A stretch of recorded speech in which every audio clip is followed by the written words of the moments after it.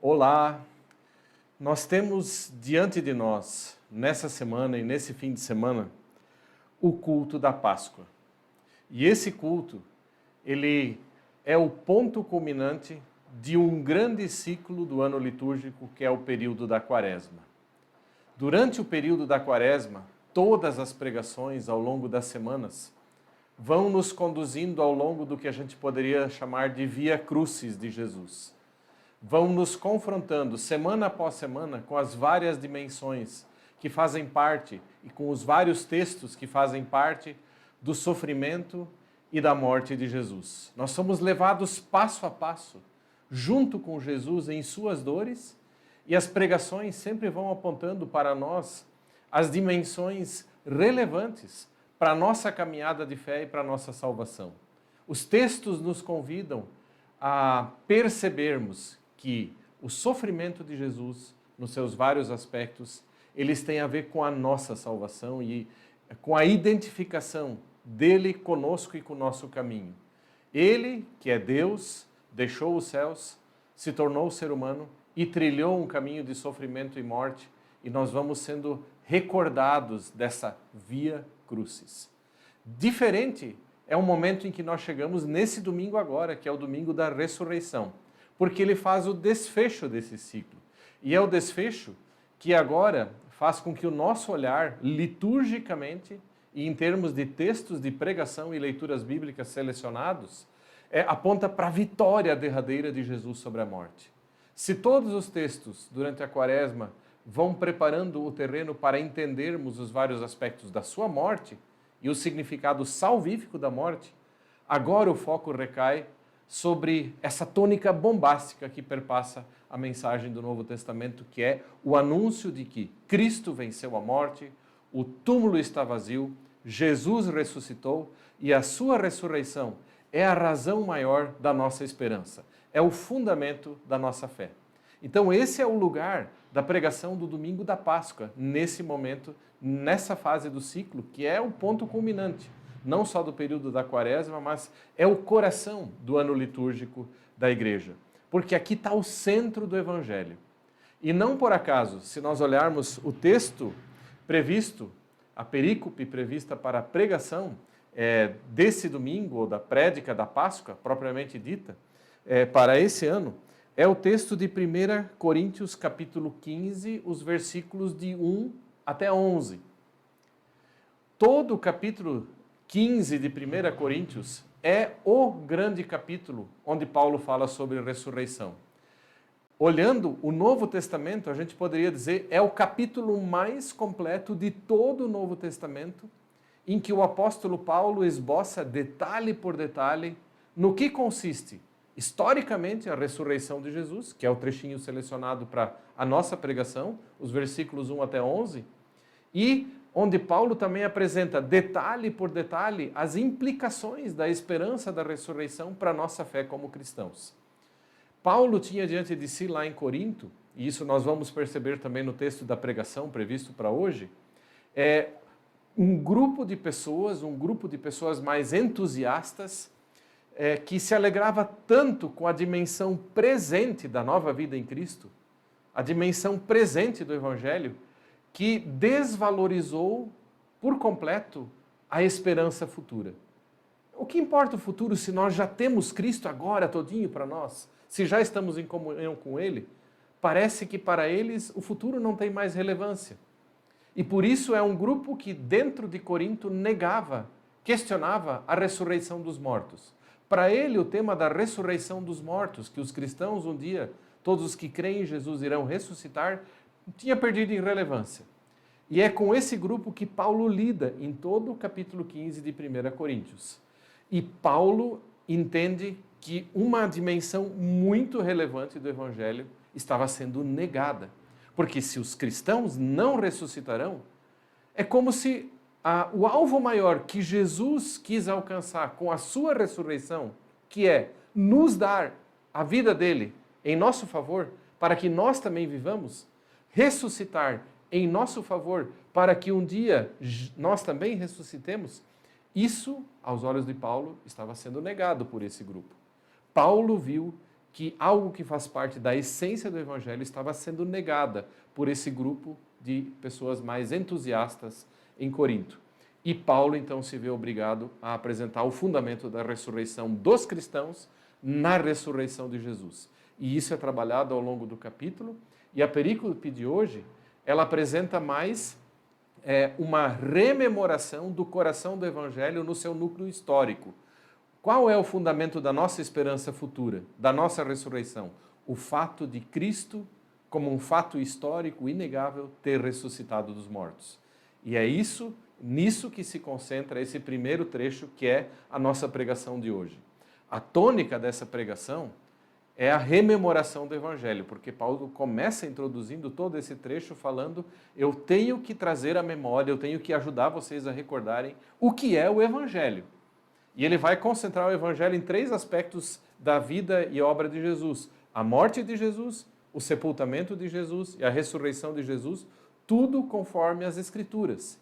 E Paulo vai mostrar que Jesus, em sua morte, em seu sepultamento e em sua ressurreição, são o resumo do Evangelho, porque na morte, no sepultamento e na ressurreição se concentra tudo o que Cristo fez por nós. Então, esse é o alvo dessa perícope, lembrar o Evangelho. Eu dividi a pregação, ou eu coloquei como tema dessa pregação, o seguinte: Páscoa, o melhor resumo do que é o Evangelho. Páscoa, o melhor resumo do que é o Evangelho. E os 3 tópicos que eu acabei formulando para a prédica, que você vai ouvir logo na parte que segue, é o primeiro: no que consiste o Evangelho que anunciamos? E nesse tópico eu vou esboçar justamente morte, sepultamento e ressurreição de Jesus, e o fato de ele ter sido visto por muitas testemunhas. No segundo tópico eu vou falar sobre o que esse Evangelho requer de nós. E é interessante que o Paulo apresenta 4 aspectos. O Evangelho requer de nós que o recebamos, que perseveremos nele, que o retenhamos e que o entreguemos a outros com fidelidade. Então, esse é um segundo aspecto e eu vou explorar cada detalhe dessas 4 implicações do que o Evangelho requer de nós. E no terceiro tópico, eu formulei que implicações o Evangelho tem para nosso presente e nosso futuro, porque Paulo vai querer mostrar que o fundamento da nossa ressurreição futura está na ressurreição de Jesus. A tônica de toda essa prédica deve ser a vitória de Jesus, né? Que é o firme fundamento da nossa fé. E é nessa tônica que a gente deve conduzir, nesse espírito de alegria, que é a alegria do Evangelho da Páscoa, que a gente deve conduzir a nossa pregação e a nossa mensagem. Em termos de subsídios litúrgicos, eu ainda quero chamar a atenção que a prédica de hoje ela tem uma liturgia da palavra e ela sugere 3 leituras bíblicas, 2 do Antigo Testamento e uma do Novo, né? A leitura primeira do Antigo Testamento é lá do capítulo 25 de Isaías, os versículos 6 a 9. Capítulo 25 faz parte da pequena Apocalipse de Isaías, e esse trechinho do verso 6 a 9 fala de um grande dia onde sobre um monte Deus dará um banquete, o Monte Sião. E nesse banquete Deus vai celebrar a vitória e Deus também vai celebrar a destruição da morte.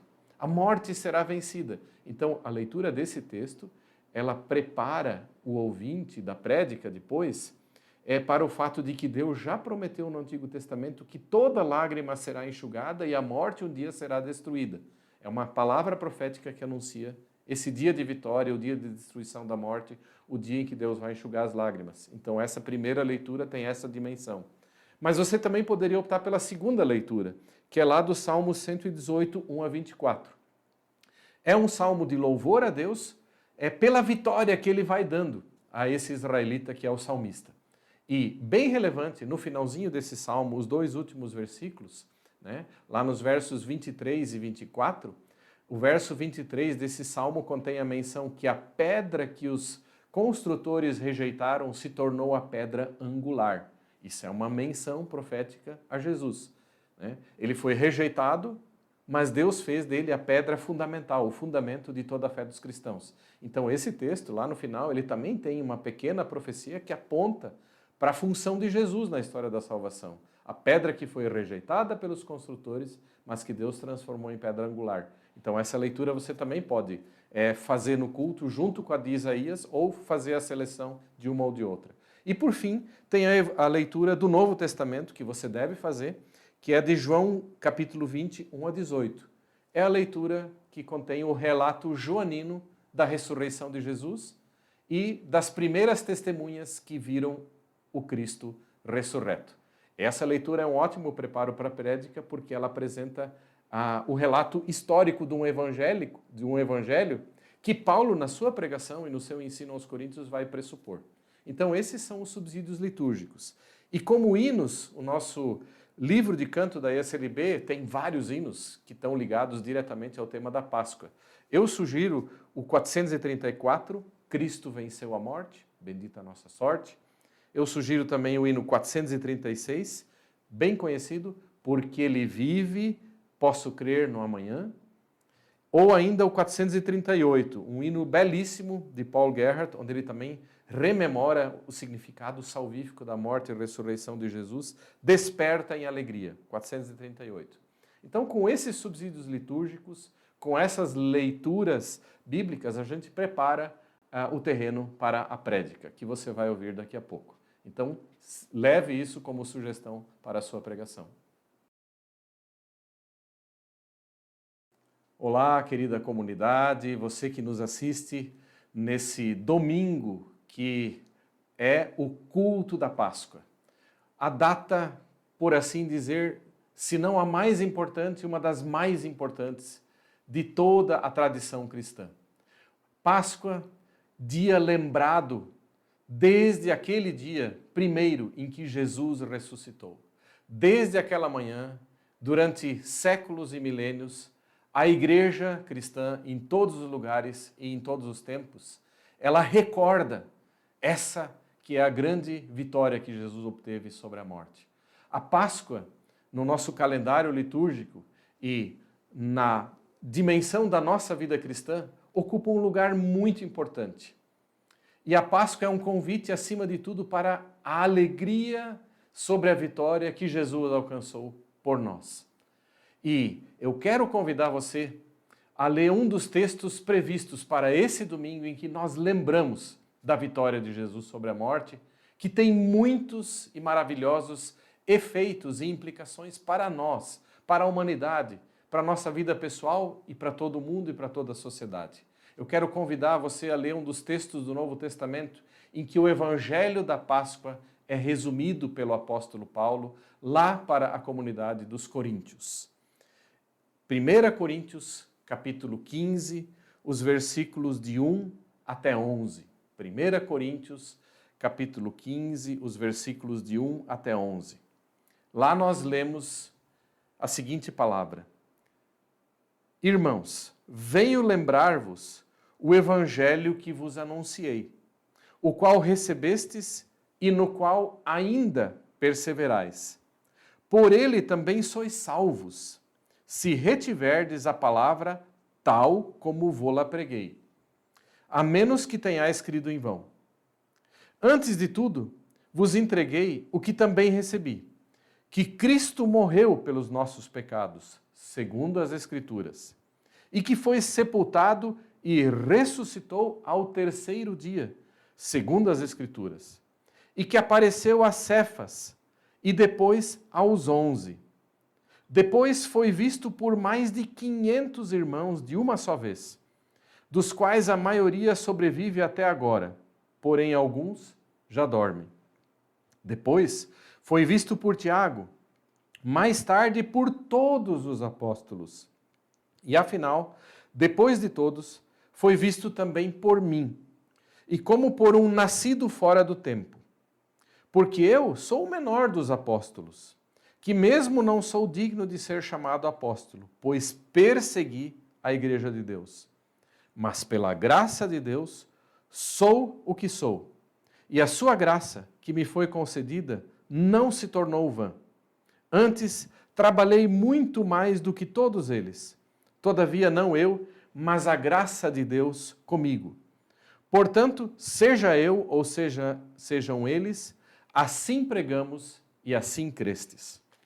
Até aqui, a palavra que o apóstolo Paulo dirigiu nesse capítulo de 1 Coríntios 15 aos Coríntios.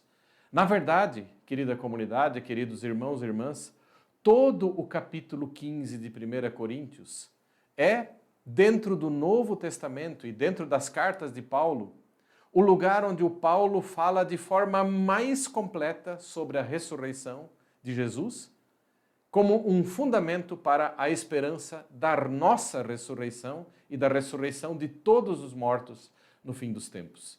Se você quer encontrar um lugar no Novo Testamento que fala detalhadamente, passo a passo, sobre o significado da ressurreição, então você encontra isso justamente nesse que é o texto dado para hoje, que temos o privilégio de recordar nesse domingo da Páscoa. Por que Paulo se deu ao trabalho naquela época de escrever um capítulo tão detalhado e nós só lemos o primeiro trecho dele sobre a temática da ressurreição? Lá em Corinto, havia um grupo de cristãos que tinham chegado à fé no Evangelho, tinham entendido quem é Jesus e, na verdade, ficaram muito entusiasmados, porque para eles a comunhão que se abria com Jesus hoje, aqui e agora, era algo muito fantástico. Eles entenderam a maravilhosa graça que tinha sido dada a eles em Jesus Cristo e eles estavam usufruindo dessa comunhão com Jesus que renovou a vida deles, trouxe um novo ânimo para a vida deles, como algo que invadiu de tal forma o presente deles que para eles o futuro já nem importava mais. Ter Jesus hoje, aqui e agora, é tudo. É isso que revoluciona a nossa vida. Assim pensava um grupo de pessoas lá em Corinto. E eles começaram a ensinar em meio à comunidade e a difundir a ideia de que nem existe ressurreição dos mortos e que ela nem importa. Para que ressurreição dos mortos? O que importa é a comunhão com Cristo hoje. O futuro não é tão importante à luz dessa experiência de tão grande magnitude que nós estamos fazendo agora, tendo Cristo Jesus, tendo recebido tudo que Ele fez por nós. Paulo, no lidar com a comunidade de Corinto, percebeu que essa ideia, essa doutrina de que a ressurreição dos mortos não importa e de que, no fundo, não vamos ressuscitar lá no fim dos tempos, estava atingindo uma coisa muito importante da natureza do próprio Evangelho. Ele estava percebendo que esse tipo de doutrina disseminada lá na comunidade de Corinto estava afetando um aspecto muito central da obra de Deus e do Evangelho. Afinal, toda a obra de Cristo estava focada para, em Ele ressuscitando dos mortos, tornar possível que um dia todos os que nele creem também ressuscitem dos mortos. Deus não quer que a vitória que Jesus obteve para a morte fique só para Jesus. Mas o alvo maior da história que ele tem com a humanidade, com as pessoas, com todos os cristãos, é que todos os que nele creem, que creem em Cristo, participem da mesma vitória que Jesus obteve sobre a morte. O futuro é importante e é uma dimensão central do Evangelho. O futuro da vitória definitiva, derradeira sobre a morte, que corrói e acaba com a nossa existência aqui na Terra. Para isso Jesus morreu. Então Paulo percebeu que justo essa esperança futura estava sendo desleixada por esse grupo de, vamos dizer assim, entusiastas, que estavam pensando que vida cristã é só o presente e o futuro não importa. E Paulo diz, o evangelho que eu preguei a vocês, o evangelho que eu ensino, ele prevê que a vida de vocês não é só uma experiência com Jesus que revoluciona o presente de vocês, mas também faz parte desse mesmo evangelho uma esperança futura que vai garantir a eternidade de vocês com Deus, numa vitória sobre a morte que vocês também experimentarão. Da mesma maneira como Cristo venceu a morte, vocês um dia também farão parte dessa vitória. E se vocês negam isso, questionam isso, ou desleixam isso, vocês estão adulterando, vocês estão modificando o evangelho, vocês estão roubando uma fatia muito importante da esperança que Cristo quis dar. É como se Cristo quisesse dar um presente enorme no presente e no futuro, mas a parte futura desse presente que ele quer dar estivesse sendo deixada de lado. E por isso Paulo se dedica tão longamente aqui, junto aos Coríntios, para explicar que aquilo que Cristo obteve para nós na sua ressurreição é o fundamento firme também do nosso futuro. Nós vivemos hoje num período diferente lá da primeira comunidade, das comunidades primitivas e de Corinto.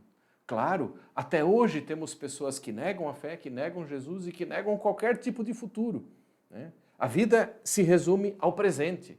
A vida se resume a usufruir o presente. O que vivemos no presente está ótimo, o que não vivemos, lamentamos, mas não existe futuro para além morte.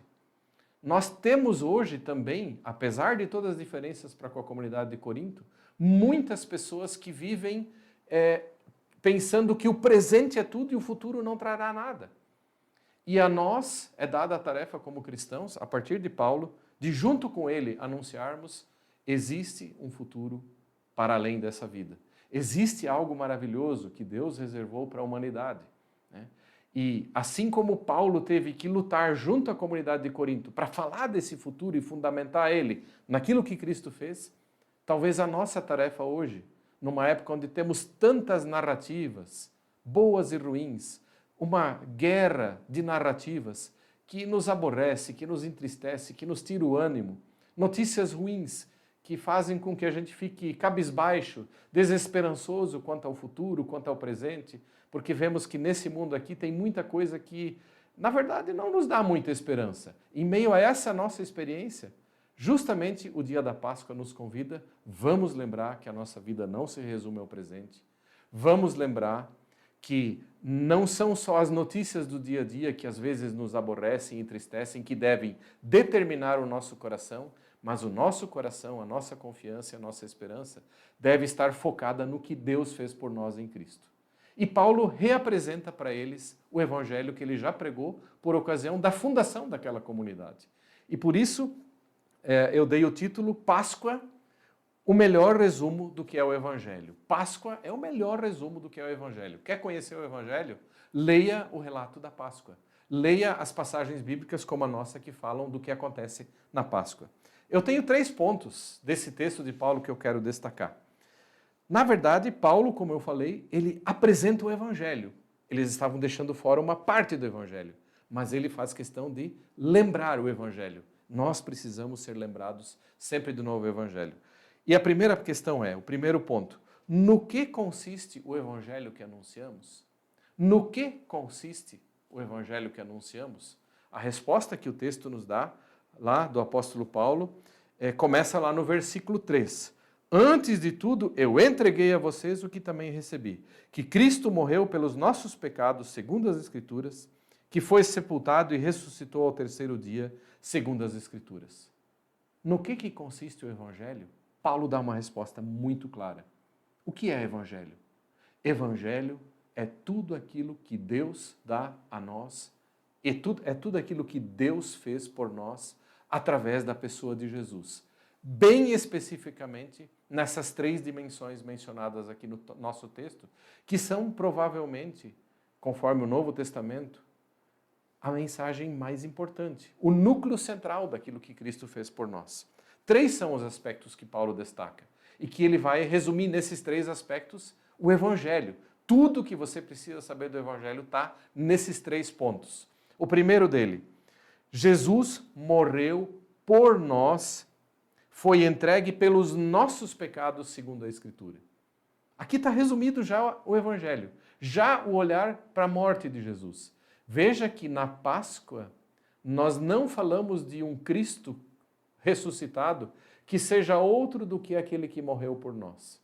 O Cristo que ressuscita é o mesmo Cristo que morreu em favor de nós, para remissão dos nossos pecados. E isso é o Evangelho.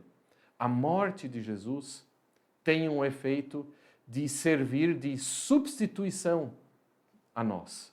Quem deveria estar morrendo, segundo os relatos bíblicos, deveríamos ser nós, a humanidade, aqueles que estavam em débito e dívida para com Deus. Mas na cruz de Jesus, Deus providencia alguém que nos substitui. A morte de Jesus, conforme vários relatos das Escrituras do Antigo Testamento, eu cito aqui como exemplo apenas o capítulo 53 de Isaías, que fala do servo sofredor, que deu a sua vida em resgate por muitos, que carregou as dores e os pecados, os sofrimentos, as doenças de muitos sobre si como um cordeiro que não abre a boca, mas se dispõe a sofrer até a morte em favor de outros? É isso que acontece segundo as Escrituras, né? As Escrituras mostram muito claro que Jesus é esse servo de Deus que assumiu sobre si as nossas dores, as nossas perguntas não respondidas, as nossas culpas que nós acumulamos no relacionamento com pessoas. Ele levou sobre si. E isso é, segundo Paulo, o evangelho que ele quer que os coríntios e que também nós hoje recordemos. Cristo morreu, ele foi entregue e morreu pelos nossos pecados. Também a passagem de Marcos 10, 45, é Jesus mesmo falando, e é um dos versículos que lembram que Jesus mesmo faz uma alusão ao servo sofredor lá de Isaías 53 e deixa perceber que ele está se entendendo como aquele servo. Marcos 10, 45, na boca de Jesus, ele diz assim: o Filho do Homem não veio para ser servido, mas para servir e dar a sua vida em resgate por muitos. Ali é usada a palavra resgate, por muitos. A mesma formulação que você encontra em Isaías 53. Jesus aplica essa mensagem de Isaías 53 para a sua própria pessoa. Se você quer entender o sentido da morte de Jesus na cruz, ela não tem o mesmo sentido do que a morte de tantos incontáveis crucificados. Pessoas morreram crucificadas aos montes, aos milhares nos dias de Jesus. Mas essa morte não tem o mesmo significado do que a morte dele. E Jesus ensina, se você quer entender a razão de eu ter morrido, olhe para as Escrituras, para esses momentos onde, na trajetória da revelação de Deus, Deus mesmo foi mostrando o sentido de algo que hoje, que naquele final de semana, na sexta-feira santa e no domingo, se concretiza. A morte de Jesus tem um significado salvífico. Ele levou sobre si nossa culpa, nossa carga, nossa dor, e isso é evangelho. É um primeiro aspecto do evangelho que Paulo recorda. Mas Paulo vai adiante e ele diz também que Jesus foi sepultado segundo as Escrituras. Tem passagens do Antigo Testamento que são mencionadas por todos os evangelistas como aquelas que mencionam que um dia alguém seria sepultado também, né? E é interessante. O sepultamento de Jesus mostra que a trajetória dele de morte foi levada até o final e até o sepultamento. Muitos judeus dos dias de Jesus negaram que Jesus tinha morrido de verdade ou que tinha ressuscitado, ou queriam afirmar que ele permaneceu morto. Tentava-se de toda sorte apagar aquilo que aconteceu verdadeiramente com Jesus. Mas os testemunhos bíblicos, muitas testemunhas que foram ao sepulcro, que viram ele ser sepultado e que depois viram também o sepulcro vazio, atestam, Jesus foi verdadeiramente sepultado. Ele trilhou esse caminho da morte até o fim de forma incontestável e na frente de muitas testemunhas. É incontestável que ele foi sepultado. É incontestável, porque tem muitas testemunhas que viram a morte, que viram o sepultamento de Jesus, que levaram o corpo, tiraram o corpo da cruz, levaram, embalsamaram e sepultaram. Jesus se identificou com o destino de morte até o final. E é muito interessante que para Paulo isso também tem uma dimensão, de certa forma, salvífica, porque está junto com a morte. Ele trilha o caminho de morte até o final, no nosso lugar e em nosso favor. Tudo o que acontece entre a Sexta-feira Santa e o dia de hoje da ressurreição de Jesus tem uma dimensão que ele assume nosso lugar, ele cria novas condições de futuro para nós. E o terceiro aspecto do evangelho que Paulo menciona é que Jesus ressuscitou dos mortos conforme as Escrituras. O túmulo está vazio, ele venceu a morte, ele apareceu como Senhor vivo e ressurreto perante muitas testemunhas. E esse é um dos textos do Novo Testamento que justamente dá muito espaço, se você olhar os versículos 5 até 8, né, é um texto que dá muito espaço mencionando testemunhas, né, pessoas que com seus próprios olhos, com os órgãos dos sentidos, viram as aparições de Jesus, o ressurreto. É muito interessante. A ressurreição propriamente dita, o momento da ressurreição, ele não foi visto por ninguém e não foi registrado por ninguém. Nós temos apenas o túmulo antes cheio e depois vazio. O momento da ressurreição, ele não foi presenciado por ninguém, o momento da saída de Jesus do túmulo. Mas como é que se atesta a veracidade de que ele ressuscitou? Na verdade, nenhuma pessoa consegue comprovar que ele ressuscitou. Mas Paulo lembra, conforme os textos do Novo Testamento e as muitas pessoas que viram, que aquele conjunto de discípulos que estava triste, desanimado, trancado em portas, em casas, não se deixando ver, desesperançado, sem crer que Jesus poderia vencer a morte a despeito de ter prometido, que esse grupo de pessoas intimidadas como os discípulos e tantos outros seguidores de Jesus, todos eles foram surpreendidos por aparições de Cristo como o já ressuscitado. Isso aconteceu já na manhã em que Jesus ressuscitou. Houve mulheres que viram o Cristo ressuscitado e só de repente, depois de falarem um pouco ele, reconheceram que era ele. Nós temos os discípulos de Jesus, os discípulos de Emaús, na manhã da ressurreição, que estavam caminhando vários quilômetros com ele sem reconhecê-lo. E daqui a pouco eles o reconhecem. Jesus apareceu a eles. E sempre que Jesus aparece, você pode observar que aqueles que se encontram desanimados e tristes, desesperançosos, neles brota a certeza da vitória e da ressurreição. Quem gera a fé em nós de que Cristo ressuscitou é o próprio Cristo ressuscitado na medida em que ele vai aparecendo a tantas e incontáveis testemunhas. E me impressiona muito nesse texto, que é o único do Novo Testamento, que ele também fala que Jesus apareceu a mais de 500 irmãos, mais de 500 pessoas de uma vez. Então, assim, é esmagador o testemunho e a evidência histórica, né? Paulo quer dizer, justamente aos coríntios e aos céticos de todos os tempos, de que a fé dos cristãos, de que Jesus ressuscitou e venceu a morte, ela está evidenciada como um fato histórico porque foi vista por muitas pessoas. Mesmo que a ressurreição em si não tenha sido vista por ninguém, o ressuscitado apareceu em pessoa a muitos. E Paulo, inclusive, diz, ele mesmo, depois de todo mundo, pôde ter uma visão do Cristo glorificado lá quando ele estava às portas de Damasco. Lá o Cristo glorificado, que já havia subido ao céu, apareceu a ele. Por isso ele diz, eu sou alguém que o conheceu de forma tardia, mas eu também tive o privilégio de ter uma visão do Cristo glorificado. Ele também apareceu a mim, né? Da mesma forma, ou de forma levemente diferente, porque ele já tinha subido ao céu, como ele havia aparecido ainda antes de subir ao céu para tantas e tantas pessoas. A nossa fé se baseia em fatos históricos, atestados por muitas testemunhas. A nossa fé não está baseada em fábulas. O fato de Cristo ter ressuscitado tem base histórica, tem fundamento histórico. E por isso a gente diz, por conta disso, todo o cristianismo e todas as verdades do cristianismo e tudo aquilo que a gente crê a respeito da pessoa de Jesus está firmemente fundamentado nos feitos de Deus na história que se tornaram visíveis e incontestáveis. A nossa fé repousa sobre o testemunho dessas primeiras testemunhas. E esse é o Evangelho. Cristo morreu, Cristo foi sepultado e Cristo ressuscitou por nós. E hoje anunciamos no dia da Páscoa, ele venceu definitivamente a morte. Ele derrotou a morte, ele derrotou as trevas.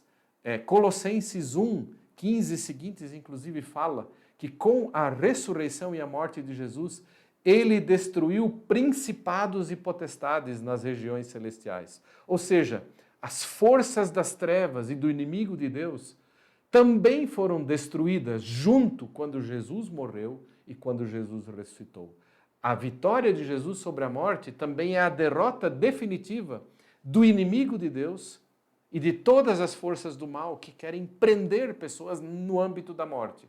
Jesus arranca as pessoas do âmbito da morte, né? E ele destrói os poderes das trevas que aprisionam pessoas no mundo da morte.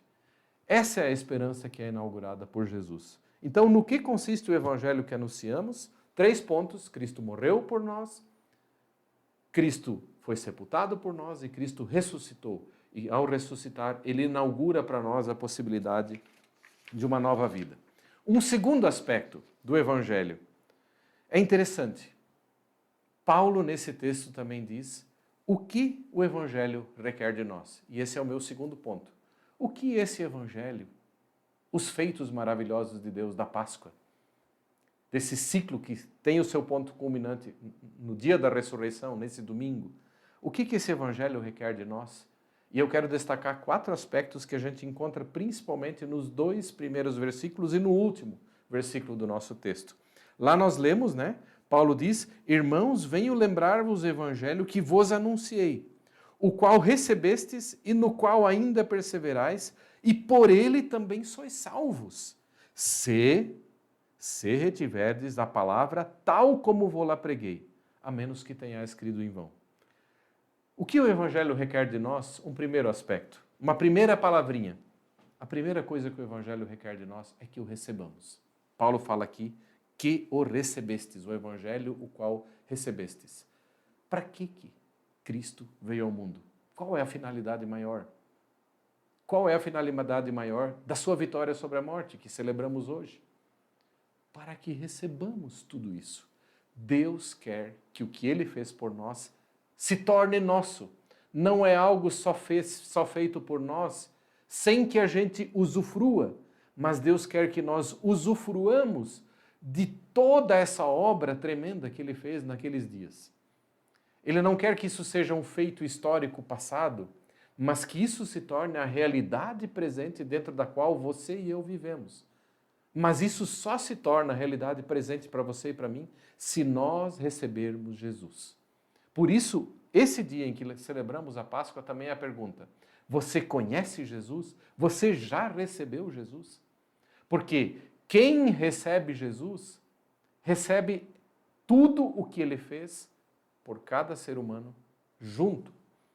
Quando recebemos Jesus, quando nós acolhemos em fé e confiança o presente que Deus nos dá, o que Ele fez por nós se torna nosso. Nós costumamos, na teologia, distinguir entre dádiva e proveito, entre presente e aproveitar o presente, né? O que aconteceu lá no ano 30, quando Jesus morreu e ressuscitou? Lá Deus conquistou e nos deu um grande presente através de tudo que Cristo fez por nós.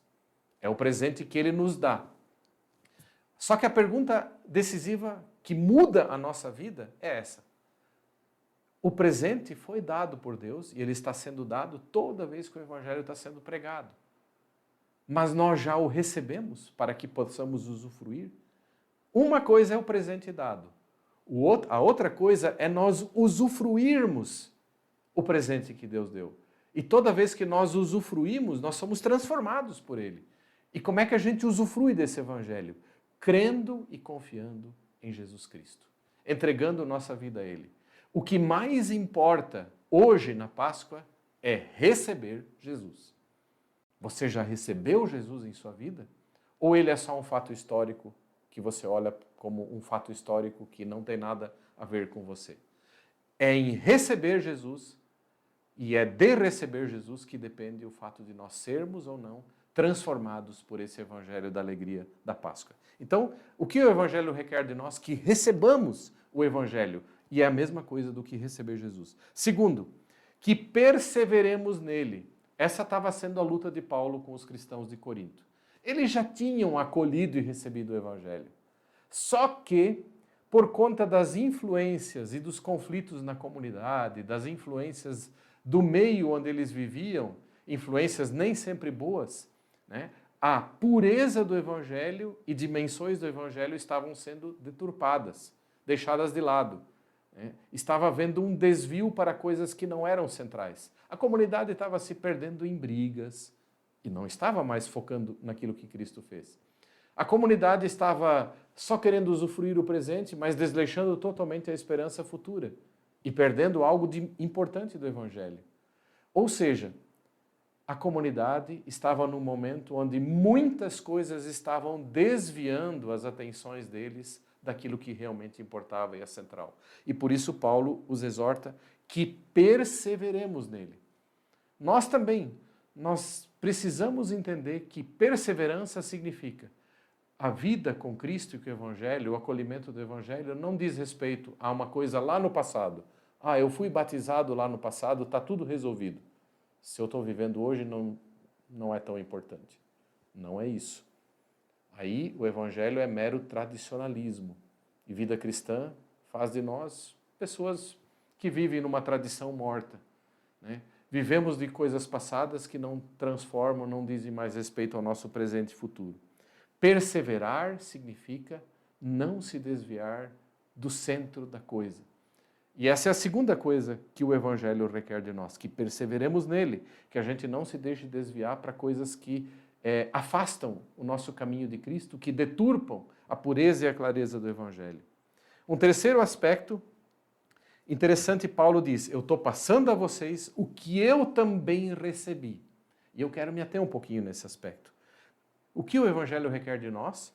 Que o recebamos, que perseveremos nele, e terceiro, que o entreguemos aos outros com fidelidade. Paulo vê como uma das mais importantes tarefas dele transmitir o Evangelho com fidelidade. Por que isso é tão importante?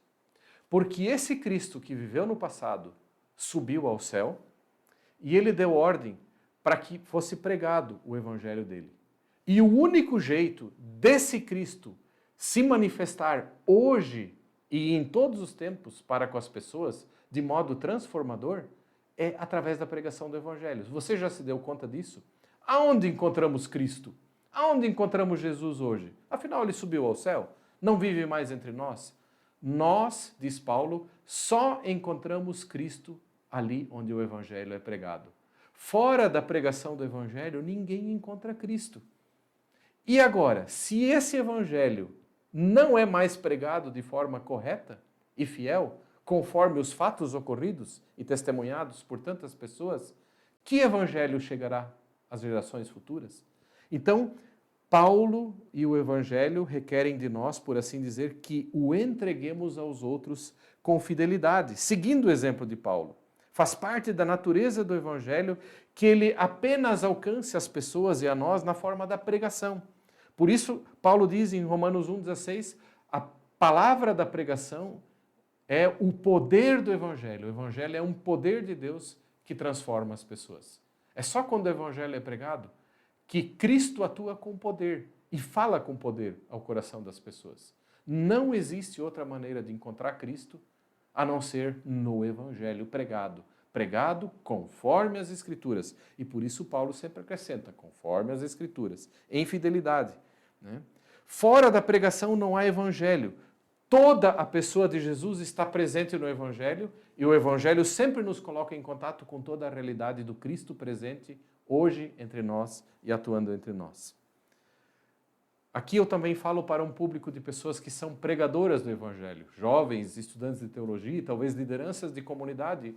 Você que nos ouve, nós temos um dever muito grande de transmitir o coração do Evangelho, a essência do Evangelho, tal qual como Paulo apresentou com fidelidade às pessoas do nosso tempo. Senão, corremos o risco de que as pessoas não conheçam o verdadeiro Cristo, mas falsos cristos e falsos evangelhos. Então, o que o Evangelho requer de nós? Que o entreguemos aos outros com fidelidade. Talvez é a tarefa mais importante da nossa geração de cristãos, que nós nos preocupemos sobre como levar Jesus para as pessoas do nosso tempo, para as pessoas da nossa família, do nosso trabalho, da nossa sociedade. Essa é a nossa tarefa, essa é a nossa vocação. Se o Evangelho só chega às pessoas pela pregação, nós temos que fazer essa pregação ser difundida, para que através dela Cristo se manifeste e transforme a vida das pessoas. Tem um detalhe muito importante que eu quero destacar aqui e que Paulo, pelo jeito, lutava com essa dimensão e nós, às vezes, também lutamos. E, às vezes, isso serve de um empecilho para que levemos o Evangelho aos outros. No verso 9, nós lemos que Paulo fala de si, parece até um complexo de inferioridade, mas não é, porque eu sou o menor dos apóstolos, que mesmo não sou digno de ser chamado apóstolo, pois persegui a igreja de Deus. Paulo teve o privilégio fantástico de ter um encontro com Jesus lá em Damasco. E o Cristo ressurreto apareceu e falou com ele. Mas Paulo sabe quem ele é. Paulo sabe do seu passado. E esse passado é uma memória que Paulo tem. Eu sei que eu fui um perseguidor da igreja. Paulo está profundamente consciente que, pelo seu passado, ele é indigno de levar adiante e se tornar um transmissor de tão grande evangelho e de tão grande boa notícia que pode mudar a vida das pessoas. Mas aí é muito interessante. Paulo tem a memória do seu passado, mas a memória da graça que o alcançou justamente pelo evangelho é uma memória muito mais forte, por assim dizer, que não permite que Paulo se apequene e que Paulo, por conta do seu passado, não cumpra a sua missão. Nós também, às vezes, dizemos, eu sou uma pessoa tão pequena, tão frágil, tão limitada, e eu também não sou nada perfeito, eu não sou a melhor das pessoas. Quem sou eu para levar uma coisa tão grande para os outros? Nós nos sentimos apequenados. Mas é muito interessante que Paulo não fica na memória do passado dele, porque a memória do passado dele não é o que determina ele, mas a memória do impacto que a graça de Deus fez na vida dele. E é essa certeza do que a graça fez que dá a ele coragem, apesar das fragilidades dele. E eu acho o versículo 10 fantástico e muito animador também para nós. Se nós perguntamos, o que o Evangelho requer de nós, que a gente transmita adiante, e a gente pensa que às vezes é por complexos de inferioridade, sentimentos de fragilidade, decepção conosco mesmos, sensação de que nós não vamos dar conta, e tudo isso nos refreia, devemos ouvir de Paulo também, mas pela graça de Deus sou o que sou. E a sua graça que me foi concedida não se tornou vã. Antes trabalhei muito mais do que todos eles, todavia não eu, mas a graça de Deus comigo. O que torna você e a mim apto para cumprirmos essa missão de entregarmos o Evangelho de Cristo a outros com fidelidade, que é uma das coisas que o Evangelho requer de nós? A graça que nos foi dada. Ela nos liberta. Ela faz com que nós também não fiquemos presos no nosso passado, nos nossos fracassos, no nosso olhar ensimesmado, mas que sempre olhemos para o que Cristo fez no Evangelho por nós, para que isso libere energia para cumprirmos a grande missão de levar esse Evangelho da Páscoa para outras pessoas. A graça recebida, ela faz de nós quem somos. Eu sou o que sou, pela graça de Deus, diz Paulo. Você é o que é, pela graça de Deus. E veja que essa consciência liberta e libera o Paulo para trabalhar. Ele trabalha porque ele sabe que ele recebeu graça apesar de não merecer. Eu trabalhei mais do que todos em favor do anúncio do Evangelho. E eu creio que é isso que o Evangelho e o dia da Páscoa também requer de nós cristãos. Vamos trabalhar? Vamos levar o Evangelho para outros? Eu sou muito pequeno, muito frágil. Não. Pela graça de Deus, você é o que é. E a graça de Deus não está trabalhando em vão na tua vida. Ela quer te transformar numa testemunha vibrante da vitória que Jesus teve sobre a morte, porque todo mundo está precisando ouvir sobre essa vitória. Todo mundo precisa ser contagiado com essa alegria. A graça de Deus faz de nós alguém, testemunhas do Evangelho. Nosso trabalho é gratidão, e Paulo trabalhou muito por gratidão, porque ele sabia que a graça não foi em vão nele. E, de forma muito breve, um terceiro ponto. Que implicações o Evangelho tem para o nosso presente e para a nossa esperança futura?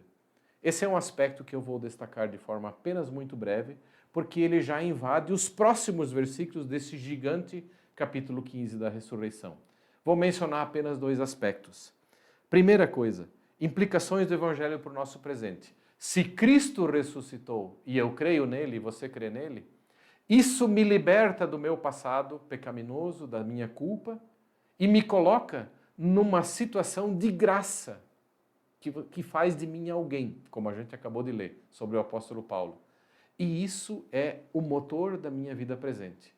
Eu não preciso viver meu presente como alguém amarrado no meu passado, nos meus fracassos, em eventuais erros que cometi. Ninguém precisa viver acorrentado com os fantasmas do seu próprio passado, as culpas do seu passado, os dramas vividos, as tragédias vividas. Jesus Cristo e o Evangelho da Páscoa desacorrentam a gente de qualquer passado que nos prende e nos libertam. A vida que Ele dá a nós por conta da sua ressurreição, que passa a ser uma nova vida em nós, uma vida da ressurreição em nós, já hoje, aqui agora, isso me liberta para viver o presente de uma forma muito diferente. Entregue a Deus e entregue ao próximo em amor. Isso é uma primeira implicação, né? Paulo chama isso, no presente nós podemos, por conta da ressurreição de Jesus, que passa a ser também a nossa vida na ressurreição, nós já podemos andar em novidade de vida, já agora. Isso é o Evangelho invadindo a nossa vida já agora. A força da ressurreição de Jesus invadindo a nossa vida já agora. E no futuro, temos a certeza da vida eterna e da ressurreição dos mortos. Isso é algo que Paulo vai desenvolver ao longo dos capítulos. Portanto, grande é a esperança que o Evangelho reserva a nós. Eu finalizo. O que levamos desse domingo de Páscoa? Tudo aquilo, a recordação de tudo aquilo que Jesus fez por nós em sua morte, em seu sepultamento e em sua ressurreição. Isso é o fundamento da nossa salvação. E isso faz de nós quem somos. E isso torna nós trabalhadores em favor da obra de Deus. Como Paulo. E isso faz com que nós irradiemos alegria. Que nós experimentemos a alegria da Páscoa, da vitória de Jesus sobre a morte na nossa própria vida, no dia a dia já agora. Que nós tenhamos um coração cheio da certeza de que no futuro também faz parte desse mesmo Evangelho, diferente dos entusiastas de Corinto, a esperança de que ressuscitaremos dos mortos, podemos contar com ressurreição e vida eterna, tudo porque Jesus ressuscitou. Que esse Evangelho da Páscoa possa confortar você nas suas lutas, mas que você também se saiba um mensageiro desse Evangelho, porque essa é a mensagem que pode transformar a vida de pessoas quando Cristo, através dessa mensagem, se revelar a elas. Que Deus possa usar você de forma muito vigorosa para isso. Amém.